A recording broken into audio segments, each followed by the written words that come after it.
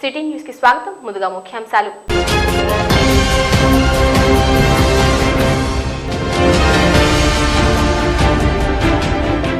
విశాఖలో జరిగిన ఆరోగ్య సదస్సులో తెనాలి ప్రభుత్వ ఆసుపత్రి వైద్యులు ప్రదర్శించిన ప్రదర్శనకు ప్రథమ బహుమతి. సీఎం చంద్రబాబు నాయుడు చేతుల మీదుగా బహుమతి అందుకున్న వైద్యశాల సూపరింటెండెంట్ సనత్ కుమారి.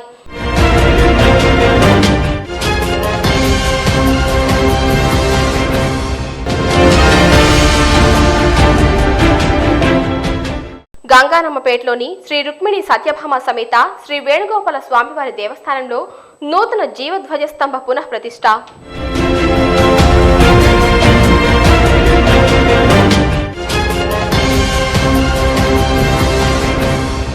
ఆచార్య నాగార్జున యూనివర్సిటీ ఎదురుగా గల ఐజేఎం వద్ద దశావతార వెంకటేశ్వర స్వామి విగ్రహ ప్రతిష్ఠా మహోత్సవాలు కన్నుల పండుగ జరిగాయి. ఈ సందర్భంగా స్వామివారికి సీఎం చంద్రబాబు పట్టు వస్త్రాలను సమర్పించారు. అమరావతి రాజధాని త్వరలో ప్రముఖ ఆధ్యాత్మిక కేంద్రంగా విరాజలనుంది. ఈ మేరకు ఆచార్య నాగార్జున యూనివర్సిటీ నంబూరు సమీపంలో గల ఐజేఎం వద్ద నూతనంగా కలియుగ దైవం శ్రీ వెంకటేశ్వర స్వామి ఆలయం ఏర్పాటైంది. ఈ మేరకు దశావతారాలతో నూతనంగా నిర్మించిన ఆ శ్రీనివాసుని ఆలయ ప్రారంభోత్సవం శుక్రవారం అట్టహాసంగా సాగింది. దత్తగురు శ్రీ గణపతి సచిదానంద స్వామి వారి చేతుల మీదుగా దశావతార శ్రీ వెంకటేశ్వర స్వామి విగ్రహ ప్రతిష్ఠా మహోత్సవాన్ని కన్నుల పండుగగా నిర్వహించారు. అదేవిధంగా ఆలయ ప్రాంగణంలో నూతనంగా ధ్వజస్తంభ ప్రతిష్టాపన కూడా ఘనంగా నిర్వహించారు.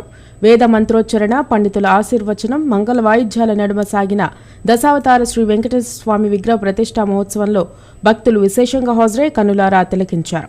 ఈ సందర్భంగా స్వామివారికి సీఎం చంద్రబాబు పట్టు వస్త్రాలను సమర్పించారు.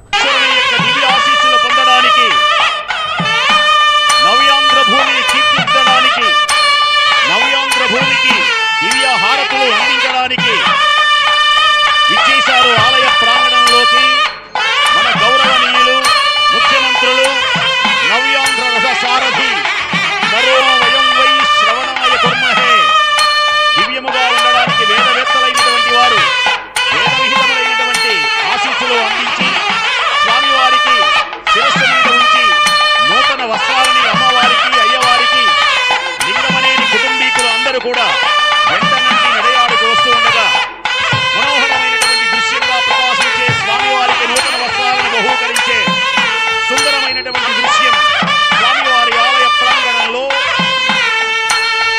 కలియుగ ప్రత్యక్ష దైవమైనటువంటి మహానుభావుడు దశావతార వెంకటేశ్వరుని యొక్క దివ్య సన్నిధానానికి చాళుక్య సాహిత్య సారూప్యాది రూపములుగా పొందేటువంటి భాగ్యం ఇక్కడ ఈ దశావతార వెంకటేశ్వర ముహూర్తం కోసం ఎదురు చూసేటువంటి సమయంలో తమకు చక్రికి నిత్య సిద్ధంబులైన శేషశేషిత్వములు చింతశేషితుని అతని దాస్యంబు గతిగా అరయు పరమ వైష్ణవుల గంటి సభయై ప్రవర్తిలంగా స్వామివారి యొక్క దివ్యమైనటువంటి కైంకర్యం చేసుకోవడానికి స్వామివారి యొక్క దివ్యమైనటువంటి ఆశీస్సులు పొందడానికి ఈ కార్యక్రమంలో జనసేన అధ్యక్షులు పవన్ కళ్యాణ్, సినీ దర్శకులు కె రాఘవేంద్రరావు, నిర్వాహకులు లింగమనేని భాస్కర్రావు, రమేష్, పలువురు మంత్రులు, ఇతర నేతలు, అధికారులు పాల్గొన్నారు. అభివృద్ధిలో అగ్రగామంగా నిలిచి అమరావతి రాజధాని త్వరలో ప్రపంచ స్థాయిలో ఆధ్యాత్మిక పర్యాటక కేంద్రంగా తయారవుతుందని ఈ సందర్భంగా అతిథులు ఆకాంక్షించారు.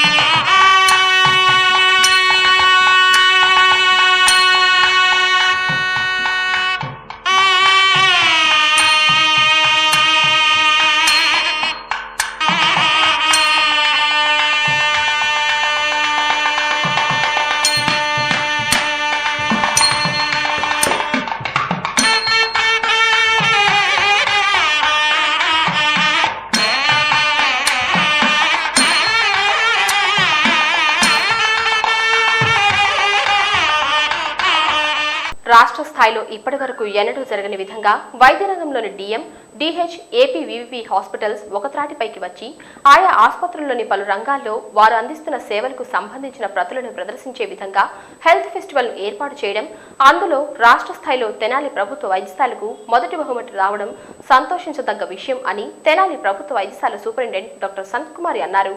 శుక్రవారం వైద్యశాలలో ఏర్పాటు చేసిన విలేకరుల సమావేశంలో ఆమె మాట్లాడారు. రాష్ట్ర వ్యాప్తంగా ఒక పండుగ వాతావరణం లాగా విశాఖపట్నంలో హెల్త్ ఫెస్టివల్ ఈ నెల 20-21 తేదీల్లో జరిగినట్లు సనత్ కుమార్ తెలియజేశారు.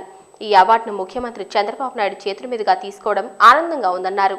తెనాలి ఆసుపత్రిలోని ఆపరేషన్ థియేటర్లో ఇన్ఫెక్షన్ కంట్రోల్ చేసే విషయంలో వైద్యశాల తీసుకుంటున్న చర్యలతో కూడిన ప్రతులను ఆ ఫెస్టివల్లో ప్రదర్శించినట్లు డాక్టర్ సనత్ కుమార్ వెల్లడించారు. తాను రాకముందు పోస్ట్ ఆపరేషన్ విషయంలో ఇన్ఫెక్షన్లు రావడాన్ని తాను గమనించినట్టు చెప్పారు. దీనిని ఛాలెంజింగ్ గా తీసుకుని ఇన్ఫెక్షన్ కంట్రోల్ చేసే విషయంలో ఆసుపత్రి సిబ్బంది అందరం కలిసి జాగ్రత్తలు వహించడం వల్లే నేడు ఈ అవార్డు పొందడానికి దోహదపడినట్లు వైద్యశాల సూపరింటెండెంట్ సనత్ కుమార్ తెలిపారు. క్వాలిటీ మేనేజర్ల సలహాలను ఎప్పటికప్పుడు పాటించి వైద్యశాలలో మార్పులు చేయడం వల్లే వైద్యశాలలో ఎక్కడా ఇన్ఫెక్షన్ లేకుండా ఉందని, అందుకే తమకు ఈ అవార్డు వచ్చినట్లు పేర్కొన్నారు. 13 జిల్లాలకు గాను జిల్లాకు 10 పోస్టల్స్ ను ప్రదర్శనలో ఉంచారు. అలా 130 పోస్టల్స్ లో తెనాలి ప్రభుత్వ వైద్యశాల పోస్టల్ అవార్డును గెలుచుకున్నట్లు చెప్పారు. ఈ బహుమతి రావడం వల్ల ఒకవైపు సంతోషంతో పాటు మాపై ఇంకా బరువు బాధ్యతలు పెరిగాయని చెప్పారు డాక్టర్ సనత్ కుమారి. ఈ మంచి మార్పు ఇలాగే కొనసాగాలని వైద్యశాల సిబ్బందిని కోరారు. ప్రతి అడుగులోనూ తమ వెన్నుండి నడిపిస్తున్న తెనాలి శాసనసభ్యులు ఆలపాటి రాజేంద్ర ప్రసాద్ కు ప్రత్యేక కృతజ్ఞతలు తెలిపారు డాక్టర్ సనత్ కుమారి. మన తెనాలి హాస్పిటల్కు ఒక కేటగిరీలో ఫస్ట్ ప్రైజ్ రావడం జరిగింది. సో స్టేట్ లెవెల్లో మన డిస్ట్రిక్ట్ హాస్పిటల్ తెనాలికి ఫస్ట్ ప్రైజ్ రావడం అన్నది ఇది చాలా సంతోషకరమైన విషయము. తర్వాత ఇప్పుడు మనకు ఫస్ట్ ప్రైజ్ వచ్చింది అని చెప్పేసి మనం ఊరికే ఉండకుండా అది కన్సిస్టెన్సీ మనం మెయింటైన్ చేయాలి. ఈ ప్రైజ్ రావడం ద్వారా మనకు సంతోషంతో పాటు మన బరువు బాధ్యతలు కూడా పెరిగాయి అని మేము అనుకుంటున్నాము. ఇది ఇలాగే కంటిన్యూ చేయాలని నేను అందరికీ రిక్వెస్ట్ చేశాను. మా ప్రతి అడుగులో కూడా మాకు సహకారము ఇచ్చినటువంటి మీడియా మిత్రులకు నేను ఈ సభాముఖంగా ఎంతో కృతజ్ఞతలు తెలియజేసుకుంటున్నాను. Special chief secretary Poonam Malakondaiah, commission doctor Durgaprasada Rao, DC doctor Prasanna Kumar, వైద్యశాల అభివృద్ధి కమిటీ, వైద్యశాల డాక్టర్లు, సిబ్బందికి ఆమె ధన్యవాదాలు తెలియజేశారు. తెనాలి ప్రభుత్వ వైద్యశాల రాష్ట్ర స్థాయిలో అవార్డు సాధించడం పట్ల వైద్యశాలలోని డాక్టర్లు, సిస్టర్లు, సిబ్బంది డాక్టర్ సనత్ కుమార్కి బొకేలను ఇచ్చి తమ సంతోషాన్ని పంచుకున్నారు. సూపరింటెండెంట్ను అభినందించిన వారిలో administration officer doctor Ravi, blood bank doctor Srinivasa Rao, SNCU unit వైద్యులు doctor Nageswara Rao, doctor Harani, doctor Pavani, nursing superintendent Adilakshmi, S Kotamma, red cross Tenali unit సభ్యులు భానుమతి ఉన్నారు. గంగానమ్మపేటలోని NRK and KSR Gupta degree కళాశాలలో శనివారం ఆంధ్రప్రదేశ్ నైపుణ్యాభివృద్ధి సంస్థ గుప్తా కళాశాలల సంయుక్త ఆధ్వర్యంలో ఉద్యోగ మేళా నిర్వహిస్తున్నట్లు జిల్లా మేనేజర్ అవినాష్ చౌదరి, కళాశాల ప్రిన్సిపల్ డాక్టర్ పి యశపాల్ తెలిపారు. ఈ సందర్భంగా వారు మాట్లాడుతూ Navya medicament, Apollo pharmacy, SBI, Kalanjali arts and crafts కంపెనీలలో ఉద్యోగాలకై ఇంటర్వ్యూలు నిర్వహిస్తున్నట్లు చెప్పారు. Degree, PG, B pharmacy, M ఫార్మసీలో ఉత్తీర్ణులైన అభ్యర్థులు కళాశాలలో జరిగే ఇంటర్వ్యూలకు హాజరు కావచ్చునని తెలిపారు. స్థానిక NRK and KSR Gupta degree కళాశాలలో ఆంధ్రప్రదేశ్ నైపుణ్యాభివృద్ధి సంస్థ గారి సహకారంతో ఈ నెల 23వ తారీఖున అనగా శనివారం నాడు ఇంటర్వ్యూలు నిర్వహించబడడం జరుగుతుంది. ఇక్కడ మినీ ఉద్యోగ మేళాకే ఇంటర్వ్యూ నిర్వహించబడడం జరుగుతుంది. ఈ మినీ ఉద్యోగ మేళాలో 3 కంపెనీలు అనగా ఎస్బీఐ అండ్ నావియో medicament pharmacy and Apollo pharmacy వాళ్ళు ఇంటర్వ్యూ నిర్వహించడానికి వస్తున్నారు. 10th క్లాస్ నుంచి పీజీ వరకు చదివిన విద్యార్థులను వాళ్ళని ఎంపిక చేసుకుంటారు. అలాగే B pharmacy and M pharmacy complete చేసిన విద్యార్థులు కూడా ఈ ఉద్యోగాలను అవకాశాన్ని వినియోగించుకోగలరని, అలాగే ఉద్యోగాలు పొందగలరని కోరుచున్నాం. ఈ ఉద్యోగాలకి 10,000 నుంచి 18,000 వరకు వాళ్ళు శాలరీ, సెలెక్ట్ అయిన విద్యార్థులకు శాలరీ ఇవ్వబడుతుంది. ఇక మిగతా వివరాలకు కాలేజీ నెంబర్కి ఫోన్ చేసి కనుక్కోగలరు. ఇంట్రెస్ట్ ఉన్న ఉద్యోగార్థులు రేపు మార్నింగ్ 9 గంటలకల్లా వాళ్ళ biodata, photos, passport size photos, అలాగే ఆధార్ కార్డు తీసుకుని రాగలరని కోరుచున్నాం. గుంటూరులోని నెహ్రూ నగర్లో ఈ రోజు దారుణం జరిగింది. ఓ యువతిపై సామూహిక అత్యాచారం జరగడం సంచలనం కలిగించింది. నగరంలో మరోసారి దారుణం చోటు చేసుకుంది. ఈ మేరకు మహమ్మద్ రఫీ అనే ఆటో డ్రైవర్ నల్లచెరువుకు చెందిన ఓ యువతికి మత్తుమంది ఇచ్చి నెహ్రూ నగర్ కు తీసుకుని వచ్చాడు. 7వ లైన్లో గత రాత్రి తన స్నేహితులతో కలిసి సామూహిక అత్యాచారానికి పాల్పడ్డారు. తెల్లవారుజామున మత్తు పూర్తిగా వదిలిన తర్వాత ఆ యువతి తేరుకుంది. అనంతరం స్థానికుల ద్వారా పోలీసులకు సమాచారం అందించారు. దీంతో నిందితులు పరారీలో ఉన్నారు. అదేవిధంగా పోలీసులు యువతిని ఆసుపత్రికి తరలించడంతో వైద్యులు చికిత్స అందిస్తున్నారు. ఏపీఎస్ఆర్టీసీ ఎంప్లాయీస్ యూనియన్ ఆధ్వర్యంలో తెనాలి డిపోలో 2వ రోజు భోజన విరామ సమయంలో ధర్నా నిర్వహించారు. అపరిష్కృతంగా ఉన్న కార్మిక ఉద్యోగుల సమస్యలని వెంటనే పరిష్కరించాలని డిమాండ్ చేస్తూ నినాదాలు చేశారు.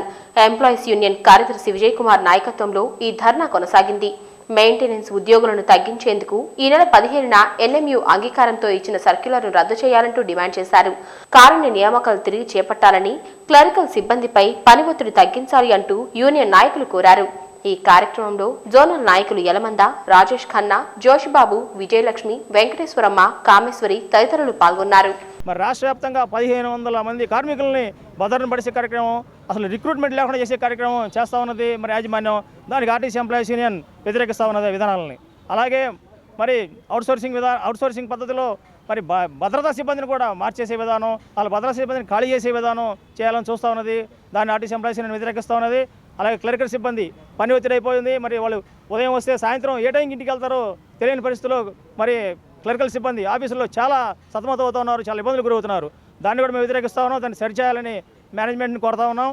అలాగే మరి కారుణ్య నియామకాలు రద్దు చేయాలని మరి భావిస్తూ ఉన్నది యాజమాన్యం. కారుణ్య నియామకాలు రద్దు చేస్తే మరి ఎన్నో సంవత్సరాలు ఆర్టీసీలో సేవ చేసి మరి అతను చనిపోతే, ఆ వ్యక్తి చనిపోతే, ఉద్యోగి చనిపోతే పిల్లలకి లేదా భార్యకో లేదా భర్తకో ఉద్యోగం ఇవ్వాల్సింది పోయి అది రద్దు చేస్తామంటున్నారు. అది రద్దు చేయడం దారుణం అని మేము భావిస్తా ఉన్నాం. ఇప్పుడు ఒక చిన్న విరామం.